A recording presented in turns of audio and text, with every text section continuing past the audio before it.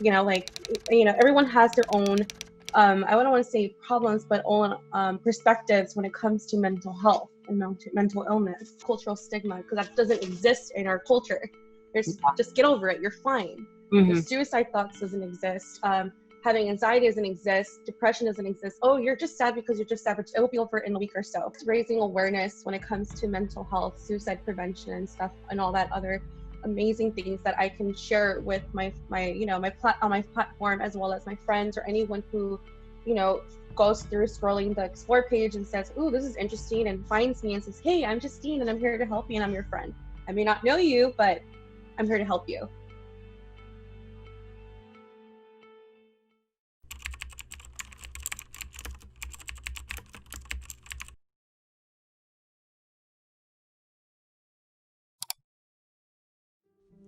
Hi, welcome to Just In Case Mom. I'm your host, Justine, and as a mother, I want to share my stories about being a single parent and to help and encourage other single parents out there. Trust me, you don't have to be a single parent. It's for everybody. And the topics that I will be talking about is about love, mental health, being a survivor, sex, dating, marriage, being a mom and going to school or going to school in general, and much more. I hope you stick around.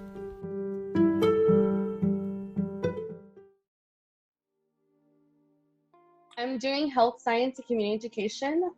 So with that, I of course want to work in a school setting. And one of my main things connecting to Just In Case Mom is my life. I have been through so much abusive relationships in terms with my mother or my partners.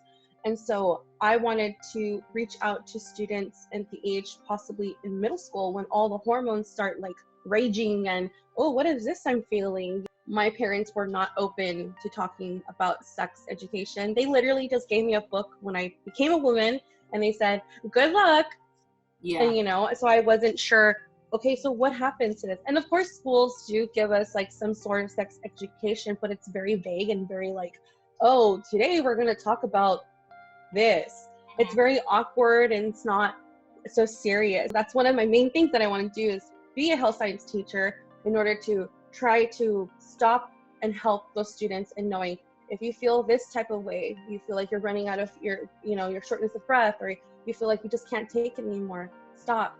You're going to be okay. And it's okay to feel that. Mostly my whole goal and my purpose of Just In Case Mom and my career goal and my career future is to hopefully change that aspect for our newer generation and our future, of course.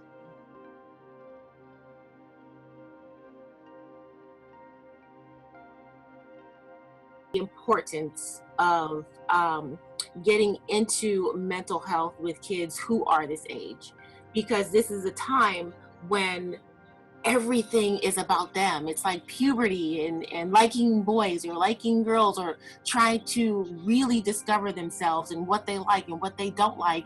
And most times, because they are so confused about everything, their parents have a really hard time figuring out what's wrong, if anything, and then the communication is just way off. And as far as like domestic violence is concerned, there's another young lady that I was talking to a few weeks back about that, and she said that if we can implement a program within high schools to educate kids about domestic violence and mental health in a way that is palatable and not scary, that can make a huge difference. Because of course, also at that age, peer pressure is a thing as well. So kids will do just about anything, most of them, some of them will do just about anything to fit in, because they're looking for love and support somewhere.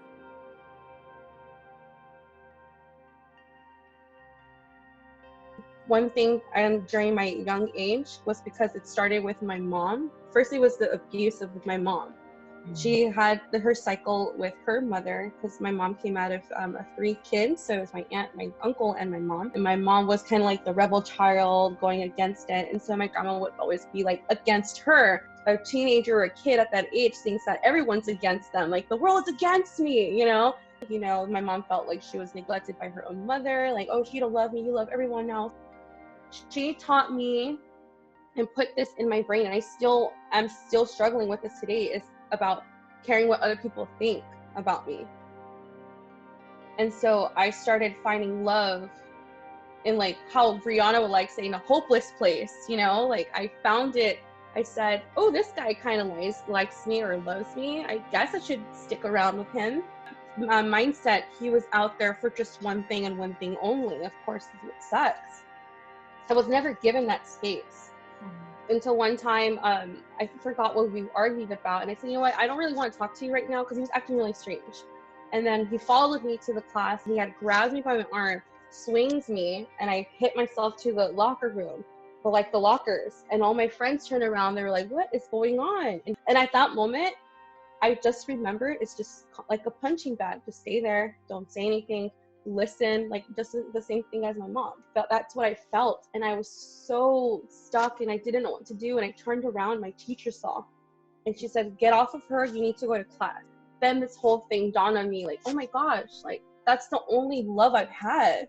Like that's the only loving feeling I've had. That's the only time I felt like someone wanted me, someone cared for me. Like I don't want to lose that. And so again, we gained contact, and through my junior to senior year, we were still together. And I had my first job when I was 16, working at the movie theater. So sometimes I will call out just to go hang out with him, and you know, and we'll go out. And we went to his house, and that's when I kind of noticed, oh no, something's gonna happen today that I don't want. I was trying to escape from that, what was gonna happen, and he was he didn't hesitate one bit. He's like, oh no, this is gonna happen today. And I was like, no, I don't feel comfortable. Like, this is not the perfect, you know, like you think of your first time being candles and rose petals and romantic, you know, or on your wedding night. It wasn't like that at all. I was trying to escape from him, but he was bigger than me. He was like super tall. I'm like 5'4", and he was like 6 something. So I couldn't really run away from that, you know. And I was like, you know, I just want to go home, like, you know. And he's like, no, like this isn't fair. Like I've been waiting for so long. When he said that to me, and I had no way of escape because we were in his room, I just decided to be like, okay, you win. And from there, I was just like, I completely lost myself. I felt like from that time, I completely lost myself.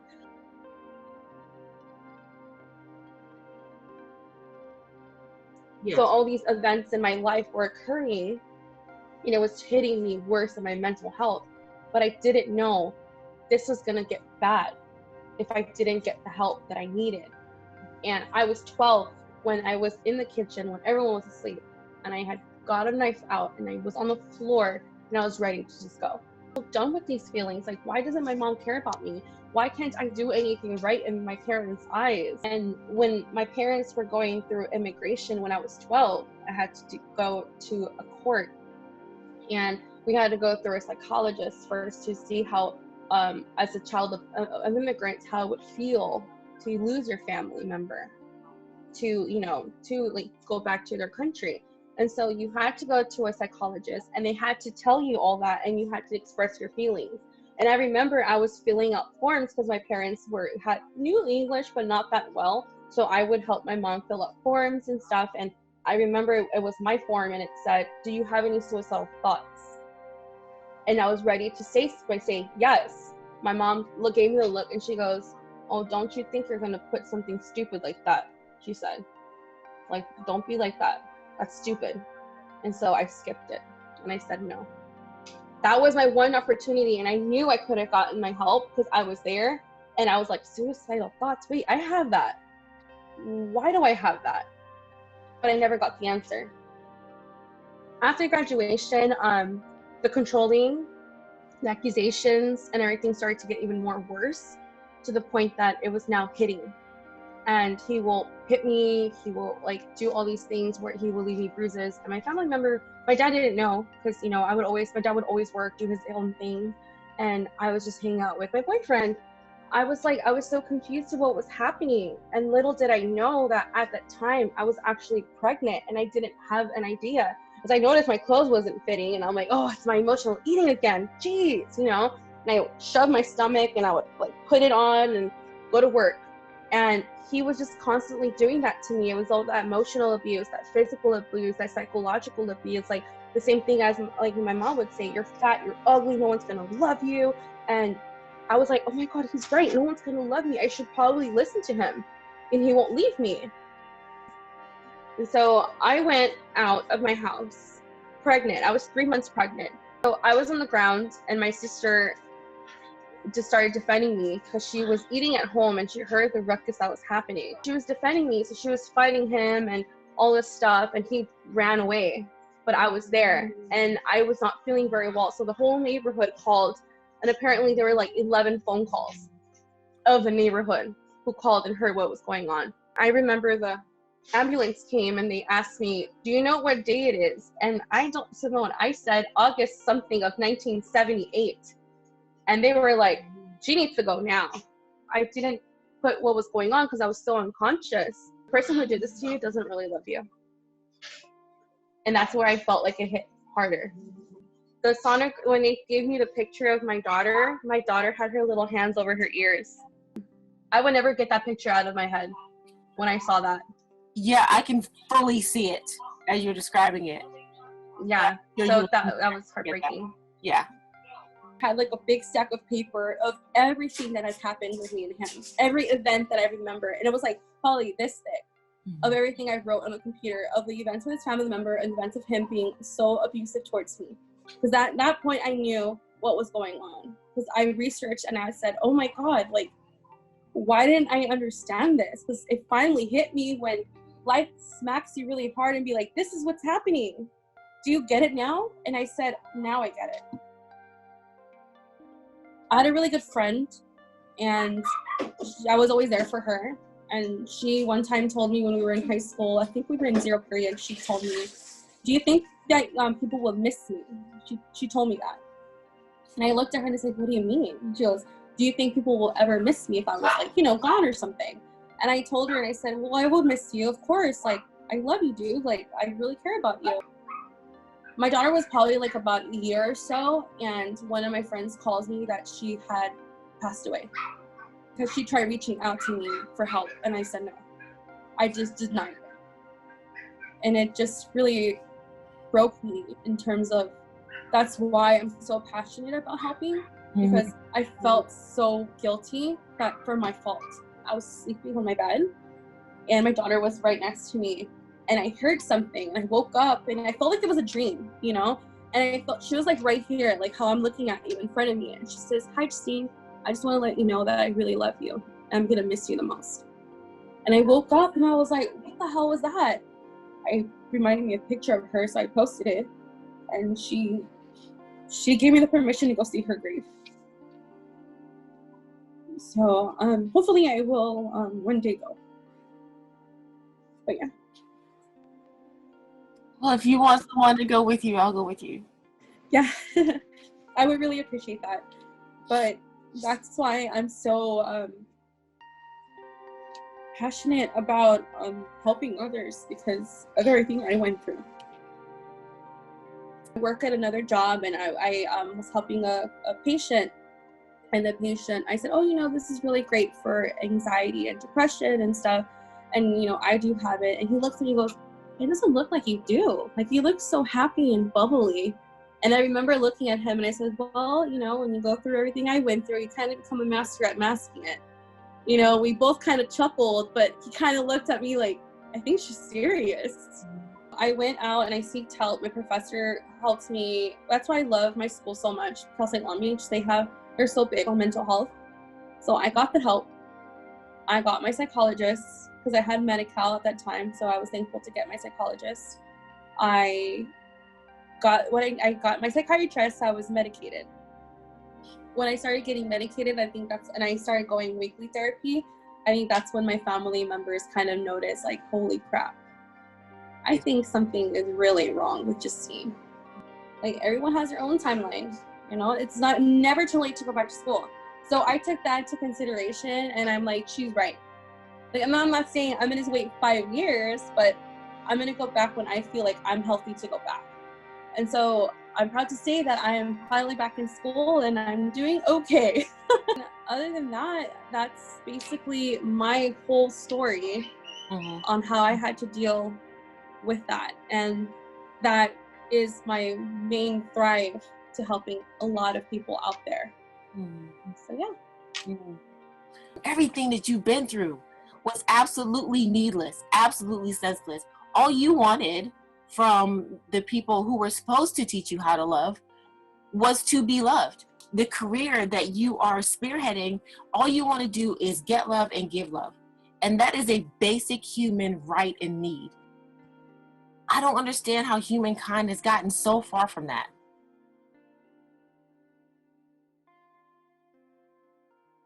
I remember the last thing I told my mom is, I understand what my grandma did to you and what you did to me was not okay, but I am not going to continue the cycle and I'm going to break it today. And I told her, and she goes, oh no, you're going to be the worst. I'm like, no, I'm going to be the best mom, and I'll guarantee you that. And I told her that. I openly talked to my daughter about it. I didn't obviously talk about like the self-harming part, but I did talk to her about like, this is what mommy has been feeling. This is what mom went through. If you feel the same way, let me know. And that's when my daughter was going through that. I seeked out the resources for her. And instead of letting it keep you in that darkness, using it as what I call rocket fuel, like in your veins, and just propelling you forward to be able to help other people out of their situations. This is all happening late in a person's life, you know, and when it could be, we could have been helped when it first started. But it's all that stigma. It's all that I'm fine, denial of that's okay. Like this is a normal thing to feel. It's like, that's not, it's okay to not feel okay. And it's okay to go get help. And that's what I think people forget, is that we are definitely human. You know, despite our color of our skin, despite where we're from, what class we're in. Like, children are sponges, like we like to say. They learn and they live. So what they see, they do. Monkey see, monkey do. They're going to go ahead and do that. And that's exactly what I did. That's exactly what we all did. We saw something and we said, I guess this is normal. You know, I guess this is what it's going to be. And here we are now. That presentation in community college, my professor said, well, the numbers of the statistic numbers, the data are not that important. I said, because women and men are scared to report it. You have to understand, we do not have an accurate amount of data or statistical numbers because no one wants to report it. They are scared. With your experience personally, and now your professional experience, with that balance, you can give an incredible testimony on top of like resources and things to do, and it is rooted in a place that is real and personal and loving. I'm glad that I'm here with you and I'm sharing my story, and to more stories to share and to save more lives. Here we go, you know? Absolutely.